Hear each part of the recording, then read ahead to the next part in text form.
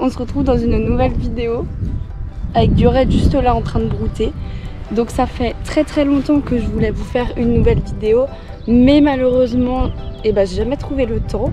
Et pourquoi? Parce que je vais vous l'expliquer justement dans cette vidéo. Pour ceux qui le savent, qui me suivent sur Instagram, je suis donc entrée en formation cette année, en formation AE. Faut quand même que je la surveille un peu.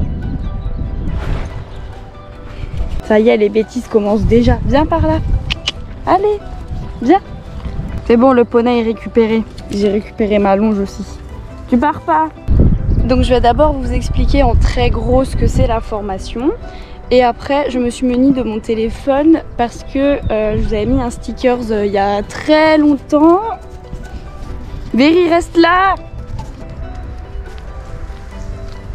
C'est bien. Reste par ici le poney. Pas bouger le poney. Du coup, je disais qu'il y a très longtemps, je vous avais posé en stickers Instagram qu'est-ce que vous avez comme question par rapport à la formation. Et vous avez été très nombreux à me poser plein de questions. Donc déjà, ça me fait extrêmement plaisir, merci. Et je vais pouvoir répondre à vos différentes questions. Si jamais d'ailleurs il y en a que ça intéresse comme formation, et au moins vous serez un petit peu éclairés. Par contre, il fait méga chaud, j'en peux déjà plus. Donc aujourd'hui, j'ai mis mon nouveau polo Horse Republic. Donc clairement, j'ai pas du tout fait exprès de le mettre aujourd'hui pour la vidéo, hein, mais je l'ai reçu il y a 3 jours. Et du coup, j'avais trop envie de le mettre pour venir. Et regardez comme il est beau. Oh, moi j'aime trop. On va peut-être passer au vif du sujet. La formation AE, déjà, qu'est-ce que ça veut dire? Ça veut dire animateur. Si je bégaye quand je parle, ça va pas aller. Je disais, la formation AE, ça veut dire animateur d'équitation. Et pour faire simple, c'est un peu comme ce que vos moniteurs à vous ils font, mais c'est pour enseigner et surtout du débutant au galop 4 et comme c'est dit dans le nom de la formation, animé. Donc je suis en apprentissage, ça veut dire que pendant mes semaines, en fait, le début de la semaine, je suis en entreprise, donc dans mon club, et les jeudis et vendredis pour ma part, je suis à l'école. Donc le jeudi, je suis pas vraiment à l'école, en fait on va monter dans un autre centre équestre où d'ailleurs on va passer aussi nos tests de sortie parce qu'en formation AE, on a des tests de sortie à cheval. Donc ça c'est la différence avec le BP parce que forcément, vu que les tests de sortie de l'AE permettent directement de rentrer en formation BP-GEPS, donc pour faire moniteur comme vous connaissez vos moniteurs dans vos clubs, il faut quand même qu'on ait un certain niveau à cheval. Ensuite, en fin d'année, du coup, on a des tests à cheval, mais on a aussi des tests de péda, donc de pédagogie. Pour ma part, ça consiste en tirer un thème au sort, entre 6 thèmes principaux, que du coup, bien sûr, on s'est entraîné pendant l'année, etc. On doit faire un cours à des élèves qui sont des cours. C'est pas possible de faire une vidéo avec un poney en longe. Elle arrête pas de s'en mêler la longe dans les pattes. Je vais passer aux questions puisque comme je vous l'ai dit, vous avez été très nombreux à m'envoyer beaucoup de questions. Donc ça sert à rien de réitérer des propos que j'aurais déjà dit. Donc c'est parti, on commence. Alors, ça varie d'une semaine à l'autre puisque étant donné qu'on est en tout 6 enseignants, donc 3 moniteurs diplômés et 3 AE dans le club, forcément ça peut varier en fonction de s'il y a des absents, si il se passe des choses ou autres dans le club. Tu fais de la ASMR pendant que je parle? Grosso modo, au début de l'année, enfin sur mon planning de base on va dire, j'ai 7 heures de cours. Alors bien sûr, je crois qu'il pleut et il y a les mouches qui commencent à nous embêter. Cette vidéo est un carnage. Du coup je disais j'ai 7 heures de cours normalement dans une semaine de base, mais bien sûr on rajoute déjà environ 30 minutes 45 le temps de préparation. Donc si c'est des cours avec des petits, installer des jeux dans le manège par exemple, et bien sûr préparer les cours à l'avance parce que ça m'est arrivé une fois de faire un cours à l'arrache et je peux dire que je ne recommencerai pas. À l'avenir, je prépare vraiment tous mes cours de A à Z pour les 3 mois à venir. Ça me saoule, il y a des mouches. Alors évidemment, c'est pas un jour je me suis réveillée et je me suis dit oh bah tiens ici j'enseignais l'équitation. Non, ça fait vraiment des années déjà que je sais que je veux faire dans le cheval. Et après, au fur et à mesure de mes expériences dans le milieu de l'équitation, j'ai compris que c'était enseigner que je voulais. Après, je ne ferme jamais les portes à d'autres comment dire, c'est pas d'autres domaines parce que je sais que je resterai toujours dans l'équitation, d'autres branches du métier on va dire. Pour l'instant, ce que je veux c'est enseigner surtout à des gros niveaux. Pour l'instant, on va voir comment l'avenir se profile. Et du coup, ça me permet de rebondir sur la question. Oui, comme dit, si je réussis mes tests de sortie d'AE, je continue sur le BP tout de suite l'année prochaine. Et donc le BP permet d'enseigner du débutant au galop 7.